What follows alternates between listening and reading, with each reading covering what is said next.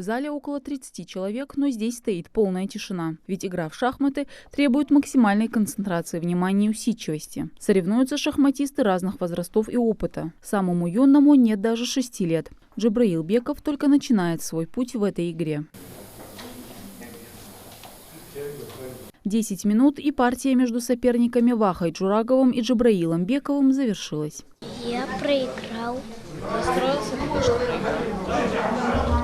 Соревнования проходят по швейцарской системе. Всего 7 туров. А пары соперников выбирают жеребьевкой из тех участников, у кого на данный момент одинаковое количество очков. Большинство из них долгие годы играют в шахматы и нашли в ней для себя много пользы. Магомед Богатырев – самый старший и опытный участник соревнований. Ему 86. В этом спорте он более 70 лет. По словам шахматиста, самое главное в игре – это нестандартное мышление, которое присуще любому возрасту. Повезло, выиграл.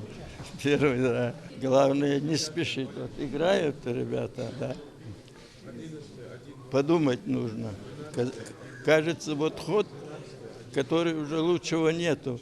А все равно, если подумаешь, получается еще другой ход есть. Поэтому думать надо, не спешить.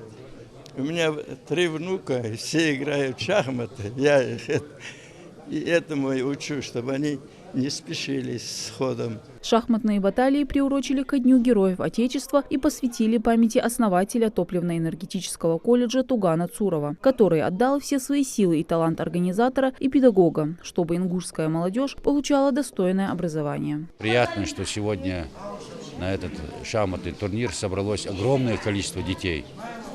Детские шахматы у нас в республике развиваются семимильными шагами.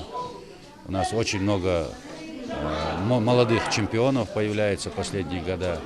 И вот, играя на таких турнирах, перенимая опыт у старшего поколения, они наращивают свой шахматный опыт и будут в скором времени прославлять нашу республику. Во время партии каждый пытается загнать соперника в безвыходное положение. Это удалось 12-летней Дейси. Она выиграла 2 тура, хоть и начала осваивать этот спорт только полгода назад. И несмотря на это, у девочки уже есть свои достижения. Один раз я получила 2-е место. Все.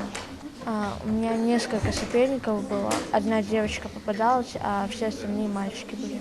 Интерес к этому спорту как в стране, так и в регионе возрастает с каждым днем. А самых умных и тактичных ждут денежные вознаграждения. Мадина Цора, Али Зязиков, Новости 24.